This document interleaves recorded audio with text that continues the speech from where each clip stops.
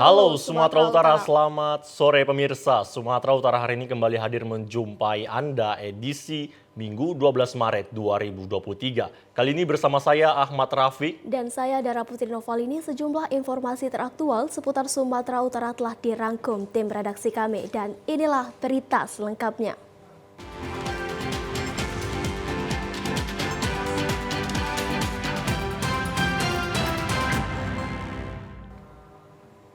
Informasi pertama pemirsa, kapal patroli TNI Angkatan Laut Lanal Tanjung Balai Asahan menangkap satu unit kapal nelayan yang membawa 19 pekerja migran Indonesia yang bekerja di Malaysia secara ilegal tanpa dokumen resmi. Para pekerja diperiksa untuk mengantisipasi masuknya barang terlarang seperti narkoba. Kapal patroli TNI Angkatan Laut dari Lanal Tanjung Balai Asahan menangkap satu unit kapal yang mencurigakan masuk ke wilayah perairan Sarang Elang, Kabupaten Asahan.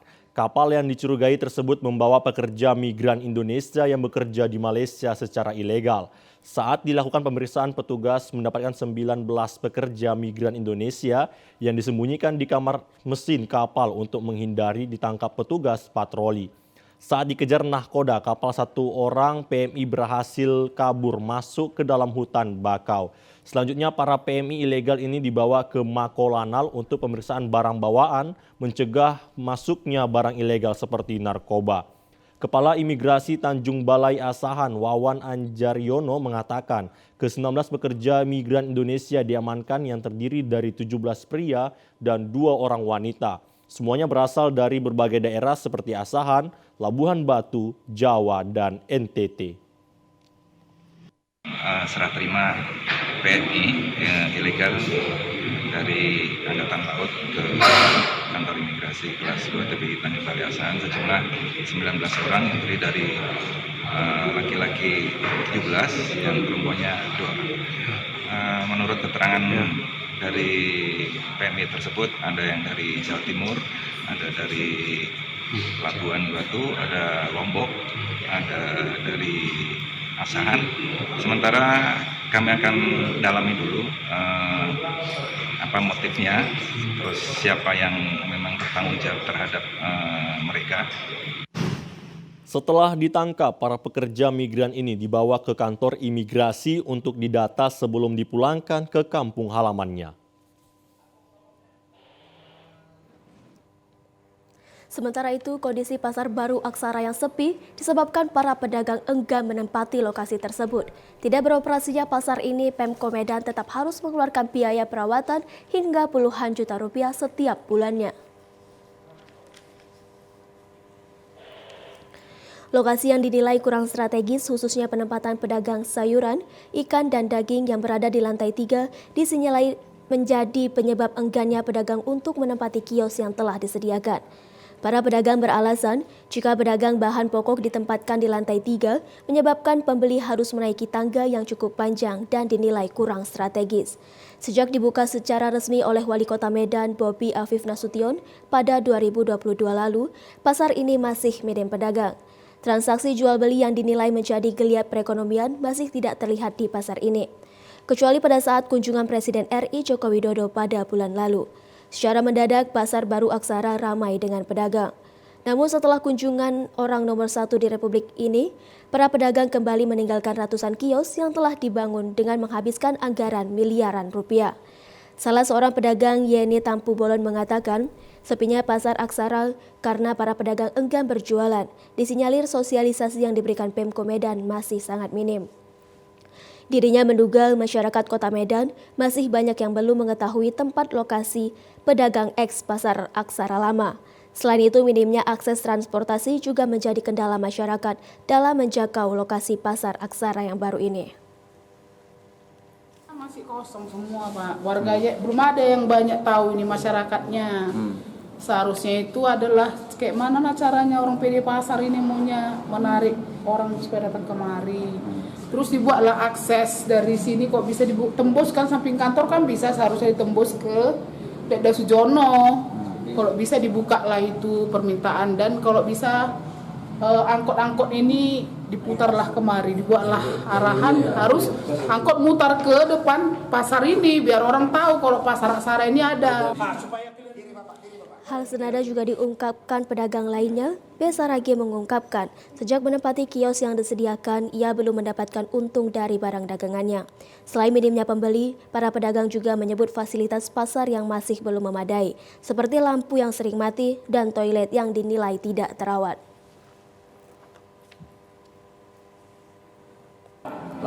Lampu tidak hidup. Air tidak hidup. Air tidak hidup, itu kamar mandi itu. Kalau maaf cakap Pak ya, kalau diperiksa itu harapannya itu kamar mandi, lampu hidup, baru jalan ini Pak, kurasa nggak pernah depel ini. Bisa Bapak naik nanti ke atas, Bapak tinjau supaya lebih jelas. Aku kalau itu tanggung jawab aku memang, aku yang punya kios, nggak bisa dineko-neko. Tadi omset menurun drastis Pak. Wah, kok menurun lagi namanya? Nggak ada sama sekali. Sementara itu pemirsa, harga komoditi berupa sayur mayur di Kabupaten Karo menjelang bulan Ramadan cenderung stabil. Ada yang harganya naik dan ada yang turun sejak 2 pekan terakhir. Menjelang bulan puasa, harga komoditi berupa sayur mayur di pusat pasar dan pengepul di Kabupaten Karo masih stabil. Meskipun ada yang mengalami kenaikan, tapi masih dalam batas wajar. Menurut pengusaha sayur, hasil produksi dalam 1 bulan terakhir ini masih baik. Namun demikian petani masih mengalami kendala akibat mahalnya harga pupuk, obat-obatan pertanian maupun pengaruh cuaca. Saat ini harga beberapa sayur mayur di tingkat petani atau pengepul dalam 2 minggu terakhir. Untuk tomat dijual Rp7.000 sampai Rp8.000 per kilogram. Cabai hijau Rp14.000 sampai Rp15.000, cabai merah Rp25.000 hingga Rp27.000, bawang merah Rp20.000, kentang Rp11.000, kol Rp3.000, buncis Rp8.000, wortel Rp2.000 dan jipang perajutnya Rp35.000 per kilogram. Pengepul sayur mayur memprediksi harga sayur mayur akan naik menjelang puasa Ramadan dan Lebaran. Ada beberapa sayur yang akan harganya menjulang tinggi, serta ada juga yang turun. Hal ini disebabkan banyaknya produksi sayur dengan ditanam dan yang beredar di pasar. Ya ke pajak, ke jalan-jalan kita. Pokoknya jalan, sepanjang jalan ini kan ada yang jual-jual nanti di pinggir jalan dia jualnya. Itu kita tanya harga-harga. Petani-petani sekarang kan pintar dia banding-bandingkan harga. Gitu. Sekarang masih netral dia. Masih ke petani pun masih dapat, sama kami pun masih dapat.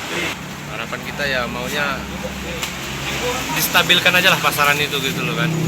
Jangan sampai petani yang rugi, kita pun nggak mau rugi gitu loh. Kayak sekarang kan harga pupuk melambung, tapi hasil panenannya nggak sesuai sama pengeluaran kita gitu. Ya pemirsa, kita beralih ke informasi lainnya. Gubernur Sumatera Utara Edi Rahmayadi menginstruksikan kepada FKPPI menjadi garda terdepan dalam bela negara. Pernyataan tersebut dikatakan Gubernur Sumatera Utara saat menghadiri pelantikan PD2 FKPPI Sumatera Utara di Medan kemarin. Dalam sambutannya, Edi Rahmayadi mengucapkan selamat kepada pengurus daerah 2 FKPPI Sumut yang dilantik dan berharap menjadi mitra pemerintah dengan turut menjaga keutuhan NKRI, menjaga Pancasila, serta mendukung program pembangunan. Tugas bela negara bukan hanya menjadi tugas dari TNI dan Polri, melainkan juga seluruh elemen masyarakat sebagai warga negara Indonesia yang merupakan komponen cadangan. Edi Rahmayadi berpesan kepada pengurus FKPPI Sumut untuk bisa mempersiapkan diri terhadap berbagai aspek ancaman, termasuk di bidang ekonomi, sosial, dan budaya. Sebagai organisasi kemasyarakatan, Gubsu Edi Rahmayadi menginginkan FKPPI Sumut memiliki marwah dan menjalankan program kepada bermanfaat bagi para masyarakat. FKPPI dia punya visi dan misi untuk ikut serta membangun bangsa ini dalam memperjuangkan tekad-tekad leluhur, karena dia FKPPI ini adalah anak-anak TNI dan Polri. Itu dia sehingga kembali kepada fungsinya. Khairudinsyah Sitorus dilantik sebagai Ketua Terpilih Pengurus Daerah 2 FKPPI Sumatera Utara periode 2022-2027 di Medan kemarin. Pelantikan Pengurus Daerah 2 FKPPI Sumatera Utara ditandai dengan penyerahan bendera Pataka dari Ketua Umum FKPPI Ponco Sutowo diwakili Wakil Ketua FKPPI Dudi Makmum Murad kepada Khairudinsyah Sitorus. Dalam pelantikan tersebut dihadiri Gubernur Sumatera Utara Edi Rahmayadi, tokoh masyarakat Sumatera Utara Samsul Arifin, tokoh pemuda dan pengurus pusat FKPPI. Wakil Ketua FKPPI Dudi Makmum Murad dalam sambutannya mengatakan kepada pengurus untuk membesarkan organisasi dan berkolaborasi dalam mendukung program pembangunan pemerintah. Ketua terpilih PD2 FKPPI Sumatera Utara Khairudinsyah Sitorus mengatakan bersama pengurus menggalang persatuan guna meningkatkan semangat pengabdian kepada organisasi, bangsa, dan negara seperti diamanatkan dalam Undang-Undang 1945. FKPPI hadir bukan sebagai organisasi kemasyarakatan biasa, tetapi dijadikan sebagai organisasi bela negara, merekatkan ikatan kebangsaan menuju persatuan dan kesatuan. Menghadapi pesta demokrasi bersama pengurus FKPPI mendukung pemerintah dan TNI Polri menciptakan Sumatera Utara kondusif, dinamis, terwujudnya pemilu 2024 berkualitas.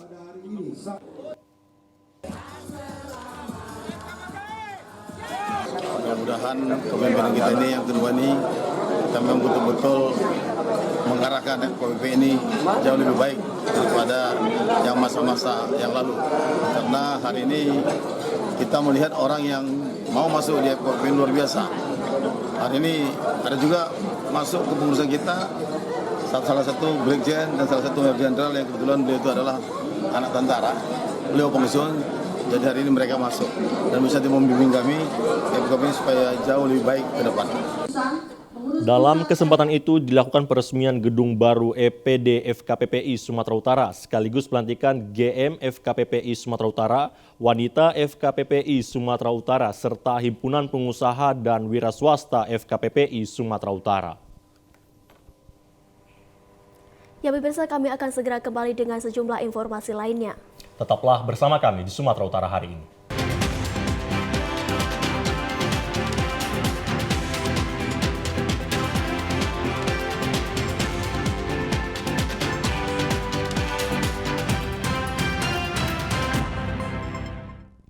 Terima kasih pemirsa, Anda kembali lagi bersama kami di Sumatera Utara hari ini. KONI Kecamatan Medan Belawan mengadakan syukuran atas keberhasilan tim Musabakoh Tilawatil Quran ke-56 Kota Medan menjadi juara umum selama 2 kali. Selain syukuran tim Musabakoh Tilawatil Quran, KONI Kecamatan Medan Belawan juga syukuran atas keberhasilan tim olahraga di Porkom Kota Medan 2 kali secara berturut-turut. Acara syukuran kedua tim yang telah mengharumkan nama Kecamatan Medan Belawan ini dilaksanakan pada Sabtu siang di KP Megah di Jalan R. Sulian, Kelurahan Belawan 1, Kecamatan Medan Belawan. Selain itu, KONI Belawan juga memberikan tali asi kepada para tim MTQ dan tim Porkom.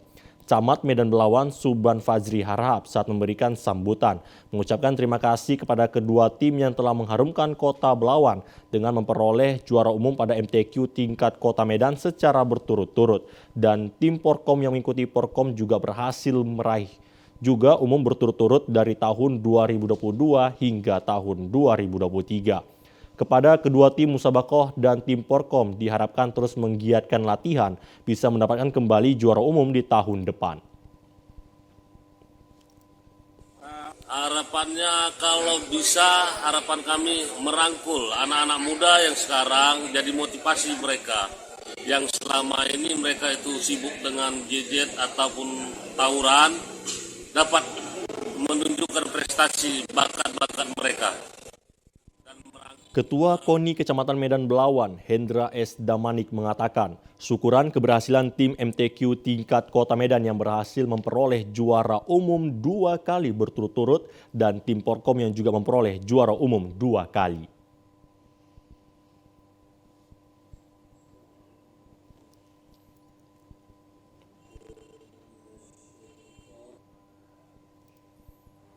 Ya pemirsa, sementara itu berbagai produk yang dilakukan para pelaku wisata kuliner untuk mempromosikan produk makanan mereka demi menarik minat para pembeli.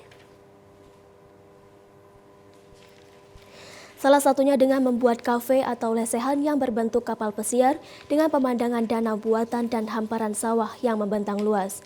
Salah satu lesehan dermaga yang berada di Desa Pakubuan, Kecamatan Tanjung Pura, Kabupaten Langkat, menyajikan suasana kapal pesiar lengkap dengan karikatur pelaut.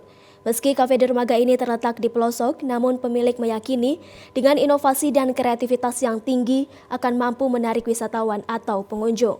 Kafe dermaga ini memiliki menu andalan sebagai ciri khasnya, yakni nasi goreng dermaga, yang dibuat sedemikian rupa dengan mencampur buah naga yang diaduk dengan nasi goreng, kemudian mengupload foto ke status. Pemilik kafe juga menyiapkan lokasi berfoto di alam terbuka dan pemandangan yang menarik. Pengelola kafe Ian mengatakan, dengan banyaknya wisata kuliner di berbagai daerah yang ada di Indonesia, khususnya Sumatera Utara, para pengelola wisata kuliner harus dapat berinovasi dan berkreativitas agar usaha yang dilakukan dapat berkembang. Kapal, jadi kalau bisa di desa ini kita majukan seperti macam-macam yang di kota-kota lah gitu. Jadi desa yang tertinggal kalau bisa ini maju gitu. Peminatnya mudah-mudahan kita buka ini dari awal sampai sekarang ini yang mudah-mudahan makanannya itu kita jaga ya kan, jadi seterusnya kalau bisa ini lanjut dia tuh sampai pelanggan-pelanggan itu puas. Kalau menu andalannya sendiri sini apa nih? Nasi goreng dermaga. Sementara salah seorang pengunjung Syamsul Bahri mengatakan, saat pulang kampung untuk berkunjung ke rumah keluarga, dirinya merasa penasaran melihat bangunan berbentuk kapal yang berada di pelosok desa. Dan setelah dikunjungi, ternyata sebuah kafe lesehan dengan berbagai menu andalan yang tidak kalah dari kafe yang ada di perkotaan. Pertamanya heran juga kok ada di tengah-tengah kampung. Ada apa kan? Kapal terapung gitu kan. Rupanya luar biasa. Rupanya saya tanya belum selesai nih rupanya katanya lagi apa renovasi. Ya mudah-mudahan lebih mantap depannya. Meski wisata kuliner yang ada di pedesaan ini baru dibuka beberapa tahun, namun para pengunjung sudah banyak yang datang dari kota Medan dan Binjai. Pemirsa, Museum Perkebunan Indonesia adalah sebuah museum yang didirikan sebagai pusat informasi dan pendidikan tentang perkebunan yang ada di Indonesia. Museum ini berada di Jalan Brigjen Katamso, Medan, Sumatera Utara. Museum Perkebunan Indonesia digagas oleh Sujai Kartasasmita sebagai sarana rekreasi dan pariwisata bagi masyarakat Indonesia dan mancanegara. Pembangunan museum juga ditujukan untuk menambah ilmu pengetahuan mengenai kebun yang ada di Indonesia. Museum ini diresmikan pada 10 Desember 2016, ditandai dengan penandatanganan prasasti mantan Gubernur Sumatera Utara Tengku Eri Nuradi dan Direktur Jenderal Perkebunan Kementerian Pertanian Bambang, serta Ketua Pembina Museum Perkebunan Indonesia Sujai Kartasasmita. Gedung ini memiliki 2 lantai yang menyimpan banyak penjelasan seputar perkebunan pada masa lampau dan memamerkan koleksi hasil kebun serta sejarahnya. Untuk lantai 1 didesain dengan grafis dan konteks kekinian perkebunan. Di lantai 1 ini dijelaskan tentang Indonesia adalah produsen kelas dunia dari berbagai tanaman perkebunan termasuk kelapa, kelapa sawit, karet, kopi, teh, gula, dan kakao. Seperti lada atau piper albilin merupakan salah satu rempah terpenting di antara rempah lainnya. Indonesia adalah salah satu penghasil utama lada yang memasok 80% dari kebutuhan dunia sebelum Perang Dunia Kedua. Buah pala adalah tanaman asli Pulau Banda dan Halmahera. Indonesia mampu mensuplai 60-75% kebutuhan pasar dunia. Di lantai 1 ini menjelaskan tentang sejarah perkebunan kelapa sawit hingga diolah menjadi minyak goreng. Museum Perkebunan ini sangat tepat untuk menambah ilmu pengetahuan para pelajar dan mahasiswa. Terbukti setiap harinya banyak dikunjungi pelajar dari tingkat SD hingga SMA serta mahasiswa. Saya sebagai mahasiswa kan perlu eksplor keluar, terutama tentang perkebunan juga. Kalau dilestarikan sih perlu, karena kan banyak generasi-generasi selanjutnya yang akan datang yang harus dikasih tahu biar nggak ketinggalan sama sejarah dari perkebunan tersebut. Saya sangat senang sekali berkunjung ke Museum Perkebunan Indonesia. Karena di sini saya dapat melihat berbagai hal tentang perkebunan seperti coklat, tembakau, sawit, dan banyak hal lainnya. Saya sangat senang melihat benda-benda yang bersejarah yang masih tersimpan di dalam museum saya, dan teman-teman berharap sekolah setiap tahun melakukan trip untuk menambah pengetahuan kami. Tadi kami juga sempat foto-foto di dalam dan seru banget. Pada lantai 2 terdapat artefak perkebunan masa lampau hingga kini dan terdapat 3 ruangan yakni ruang Sultan Mamun Al-Rasyid, ruang Said Abdullah, dan ruang Jacobus Ninhius. Petugas museum mengaku setiap hari mendapat kunjungan dari sekolah dan masyarakat umum. Untuk tiket masuk ke dalam museum ini sangat murah dan buka setiap hari dari pukul 9 sampai pukul 18 waktu Indonesia bagian Barat. Museum ini juga sering dijadikan sebagai tempat penelitian oleh sejumlah mahasiswa. Setiap pengunjung akan diberikan penjelasan tentang benda-benda bersejarah yang terdapat di dalam museum. Ya pemirsa, kami akan hadir saat lagi. Tetaplah bersama kami di Sumatera Utara hari ini.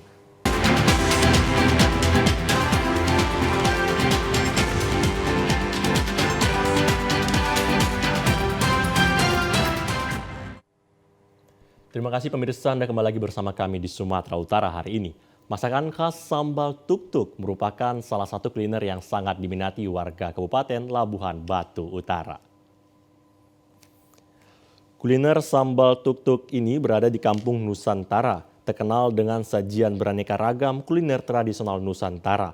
Salah satunya adalah sambal tuk-tuk yang berasal dari tanah Batak yang merupakan masakan paling digemari pengunjung. Sambal tuk-tuk ini sangat mudah untuk disajikan oleh penikmat kuliner tradisional. Adapun cara membuatnya dengan menyiapkan berupa bumbu masak seperti bawang putih, cabai rawit, garam halus, andaliman, jeruk nipis, serta aneka jenis ikan yang dipanggang. Aneka bumbu seperti bawang putih, cabai rawit, andaliman terlebih dahulu digiling hingga halus, diberi garam dan jeruk nipis secukupnya. Ikan yang sudah dibakar kemudian dihaluskan, diaduk dengan bumbu yang sudah digiling dan siap disajikan. Salah seorang pengunjung dari Kota Medan, Muhammad Fadil, mengatakan sambal tuk-tuk ini sangat enak, ditambah lagi suasana kampung Nusantara yang sejuk dan nyaman. Inilah sambal tuk-tuk. Jadi bagaimana rasanya? Rasanya mantep Pak. Mantep.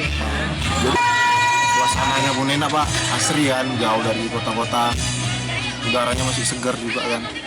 Enak lah Pak.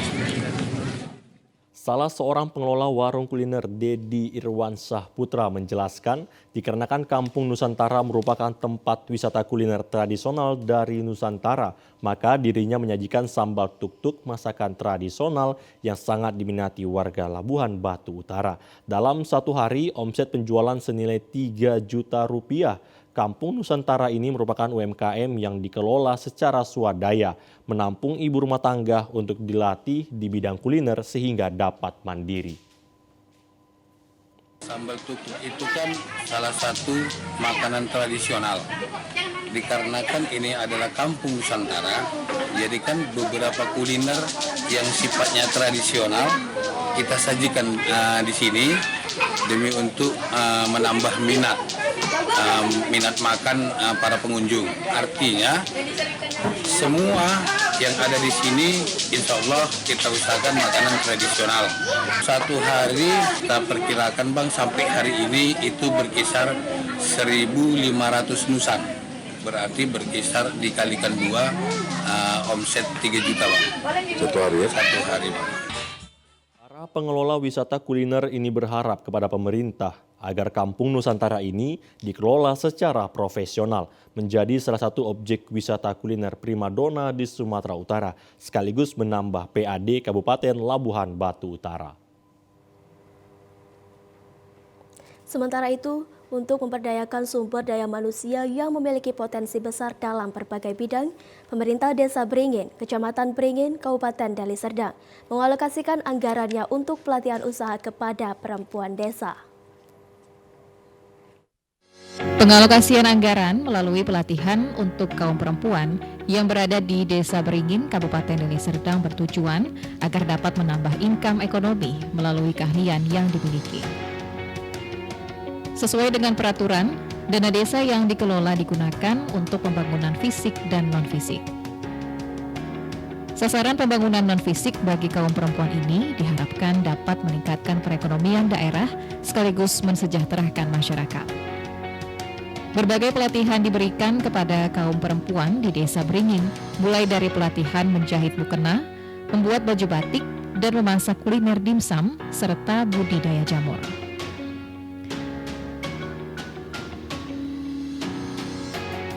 Para perempuan yang tergabung dalam pemberdayaan perempuan Desa Beringin ini mengaku sangat senang karena melalui pelatihan, kesempatan untuk mengembangkan usaha sudah terbuka luas. Saat ini untuk memperkenalkan hasil karya perempuan Desa Beringin dilakukan melalui kegiatan desa. Sehingga seluruh masyarakat khususnya kaum perempuan juga memiliki ketertarikan untuk ikut dalam pelatihan yang dilakukan. Hasil karya yang sudah dibuat pada umumnya sangat diminati masyarakat karena hasilnya tidak kalah dengan produk lainnya. Olahan makanan dimsum sangat disukai masyarakat dan banyak dipesan dalam setiap acara desa. Sehingga perempuan desa di Kecamatan Beringin mendapatkan hasil dari usaha yang dilakukan. Untuk menyempurnakan hasil karya yang dibuat, berbagai masukan dan perbandingan menjadi evaluasi bagi kaum perempuan desa. Sehingga karya yang dihasilkan akan menjadi sebuah produk yang memiliki daya saing. Dengan adanya pemberdayaan dari dana desa ini kami banyak menerima manfaatnya, Pak. Karena dapat menambah income pendapatan untuk kami, keluarga yang biasanya hanya mengurus anak, suami, di rumah hanya duduk sana, duduk sini. Tapi sekarang kami bisa berdaya guna dengan membuat pelatihan dimsum, baju batik, juga baju tidur, mukena, kami bisa menambah pendapatan. Itulah yang kami rasakan dalam diri pribadi keluarga juga pada masyarakat pada umumnya. Kepala Desa Kecamatan Beringin, Sudarsono menjelaskan, program pemberdayaan bagi perempuan di bidang ekonomi sangat diperlukan. Karena pada umumnya, perempuan di desa memiliki keterbatasan dalam menjalankan aktivitas yang dipengaruhi rendahnya pendidikan, keterampilan, kecilnya ruang lingkup pekerjaan, dan juga hambatan ideologi perempuan untuk memanfaatkan peluang ekonomi. Oleh karena itu, program pemberdayaan bagi kaum perempuan sangat diperlukan karena perempuan memiliki potensi yang luar biasa dalam perekonomian, terutama dalam hal manajemen ekonomi rumah tangga. Kepala Desa Beringin berharap pelatihan ekonomi ini dapat dikembangkan dan diteruskan kepada perempuan lainnya yang ada di desa, sehingga setiap perempuan memiliki modal keahlian untuk memulai usaha yang dapat menambah keuangan rumah tangga.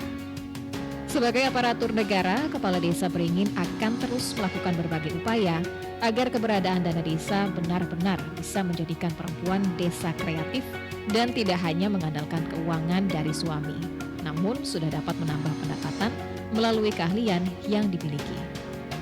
Baik, untuk pemberdayaan perempuan di Desa Beringin kami menggunakan dana desa, tentunya kami pergunakan sebagian untuk program ibu-ibu PKK ya, program menjahit mukena dan pakaian batik. Kemudian ada juga kami berikan kesempatan kepada ibu-ibu PKK tersebut untuk pemberdayaan mereka membuat pelatihan dimsum. Dan mudah-mudahan program ini dapat bermanfaat bagi ibu-ibu PKK yang ada di Desa Beringin dan secara berkelanjutan, sehingga mereka dapat menambah kesejahteraan mereka masing-masing. Program pemberdayaan perempuan melalui dana desa diharapkan dapat meningkatkan kemampuan untuk melibatkan diri dalam program pembangunan sebagai partisipasi aktif, agar tidak sekedar menjadi objek pembangunan seperti yang terjadi selama ini. Selain itu, melalui berbagai pelatihan dan pemberdayaan perempuan desa ini mampu meningkatkan kemampuan dalam mengelola usaha skala rumah tangga, industri kecil maupun besar, untuk menunjang peningkatan kebutuhan rumah tangga maupun membuka peluang kerja produktif dan mandiri.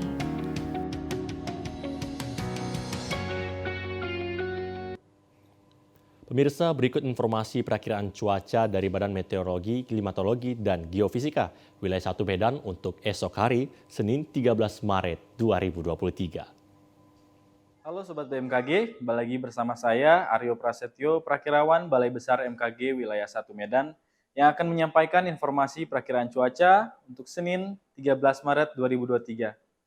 Untuk pagi hari, berawan di wilayah Sumatera Utara, siang hingga sore hari berpeluang hujan ringan hingga lebat di sebagian wilayah Sumatera Utara.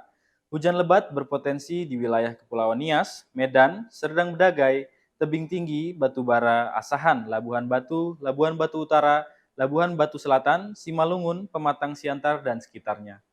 Untuk malam hari, berpeluang hujan ringan hingga lebat di sebagian besar wilayah Sumatera Utara. Hujan lebat berpotensi terjadi di wilayah Langkat, Medan, Deli Serdang, Binjai, Asahan, Karo, Pakpak Barat, Tapanuli Tengah, Sibolga, Madina, Padang Lawas, Humbahas, Padang Sedempuan, dan sekitarnya. Untuk dini hari diperkirakan berawan dengan suhu udara 16 hingga 32 derajat Celcius dengan kelembapan udara 60 hingga 98%. Angin bertiup dari timur laut hingga tenggara dengan kecepatan 10 hingga 30 km per jam. Pemantauan pada tanggal 11 Maret 2023, titik panas atau hotspot di Sumatera Utara tidak ada. Bagi Sobat BMKG semua, untuk tetap waspada hujan lebat disertai angin kencang dan badai petir di wilayah lereng barat, timur, dan sebagian wilayah pegunungan Sumatera Utara. Demikian informasi yang dapat kami sampaikan, semoga bermanfaat. Terima kasih dan sampai jumpa.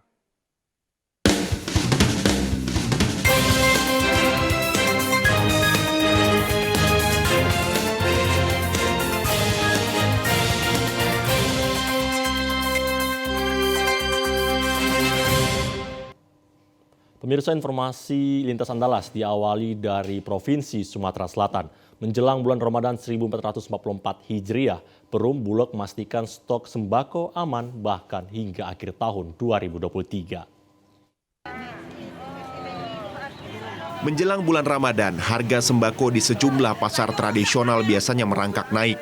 Untuk mengantisipasi hal tersebut, Bulog bekerja sama dengan Satgas Pangan, Dinas Perdagangan, dan Dinas Ketahanan Pangan untuk memantau harga sejak awal tahun 2023. Bulog menggelontorkan 17.000 ton sembako yang diklaim efektif untuk menekan harga. Kepala Bulog Divre Sumatera Selatan Bangka Belitung mengatakan, stok pangan di gudang Bulog hingga saat ini sangat cukup hingga pasca Lebaran. Selain itu akan dilakukan continue order agar penyaluran tidak terputus. Khusus di Kota Palembang, Bulog memiliki stok beras sebanyak 1.800 ton. Stok Bulog khususnya pangan yang ada di sini sangat cukup ya sampai dengan pasca Lebaran. Dan kami juga akan terus melakukan pemesan order supaya ini tidak terhenti, supaya continue supply-nya tetap terjaga. Untuk beras sendiri misalnya khusus Pak, kita sudah menyiapkan berapa ton untuk wilayah? Iya, kami Bulog membawai 2 provinsi ya, di Sumsel dan Bangka Belitung. Nah khusus di Kota Palembang kami memiliki stok kurang lebih ada 1.800 ton dan ini sangat-sangat cukup untuk kebutuhan penyaluran di wilayah Kota Palembang. Diharapkan menjelang Ramadan dan Idul Fitri harga di pasar tetap stabil, terlebih saat ini memasuki panen raya. Pemerintah Kota Palembang sendiri akan melakukan operasi pasar murah di 18 kecamatan selama bulan Ramadan. Romiko, TVRI Sumatera Selatan melaporkan. Ya pemirsa, selanjutnya kita beralih ke Kabupaten Empat Lawang. Para murid dan guru SMK 1 Tebing Tinggi mulai membersihkan sisa material lumpur yang menumpuk usai terdampak banjir akibat luapan sungai Segurung tinggi 1 meter di Desa Terusan Baru, Kabupaten Empat Lawang. Banjir dengan ketinggian air sekitar 1 meter yang sempat merendam sekolah SMK 1 kini telah surut. Para murid dan guru sekolah setempat mulai membersihkan sisa-sisa material lumpur yang menggenangi 24 ruangan kelas. Tak hanya itu, ruangan perpustakaan, ruangan praktek, hingga ruang guru pun tak luput dari lumpur. Aktivitas belajar mengajar memang diliburkan, namun diganti dengan aksi bebersih. Lagi proses pembersihan. Dari jam berapa banjir nih? Banjirnya sekitar mulai tuh awalnya tuh sekitar jam 8, setengah 9-an ya. Sudah setinggi mana? Kalau di bawah tuh sama ini yuk. Oh, serius? Iya yuk. Oh, jadi di bawah itu apa itu lokal? Lokal itu. Lokal kelas berapa? Kelas yuk. Jadi apa siswa-siswanya tidak dulu belajar ya? Tidak dulu belajar, dipulangkan. Dari banjir ini, buku-buku dan barang elektronik luput dari genangan air karena telah dipindahkan terlebih dulu ke tempat yang lebih tinggi. Dari 4 Lawang, Diah Anggraini, TVRI Sumsel melaporkan. 2 alat berat didatangkan ke Desa Tanjung Sirih, Kabupaten Lahat untuk mengatasi banjir yang masuk di pemukiman Desa Lubuk Sepang. 2 alat berat diturunkan di hulu Desa Lubuk Sepang atau di Desa Tanjung Sirih, Kecamatan Pulau Pinang, Kabupaten Lahat. Dikatakan Kades Tanjung Sirih, Muhammad Zazili, 2 alat berat itu memang sangat diperlukan untuk normalisasi, karena aliran Sungai Lim sudah berpindah dan memasuki pemukiman. Dampak dari aliran sungai itu membuat banjir masih menggenangi Desa Lubuk Sepang. Alat berat ini berfungsi untuk mengeruk batu untuk menutup aliran menuju ke Desa Lubuk Sepang, agar air di Sungai Lim bisa kembali ke Sungai Lematang. Untuk mengerukkan dalam Sungai Lim, soalnya dalam Sungai Lim ini sudah terjangkau. Jadi untuk hari ini kita penurunan desa untuk mengerukkan atau normalisasi bantaran Sungai Lim. Hasil dari pengerukan itu dibentengkan ke kiri dan ke kanan. Jadi dinormalisasi, didalami. Bila alat ini tidak diterjunkan atau kemungkinan besar desa Lubuk Sepang atau desa tetangga itu masih tergenang banjir, dan persawahan warga juga akan ikut tergenang banjir. Aliran Sungai Lim memang sudah berpindah jalur saat banjir bandang, sehingga masuk ke areal sawah dan pemukiman. Hal itu menjadi penyebab utama lamanya air surut di Desa Lubuk Sepang. Rivaldo Putrawansah, TVRI Sumsel melaporkan. Untuk penanganan banjir bandang dan pasca banjir, 300 personel gabungan diturunkan ke lokasi banjir di Kabupaten Lahat.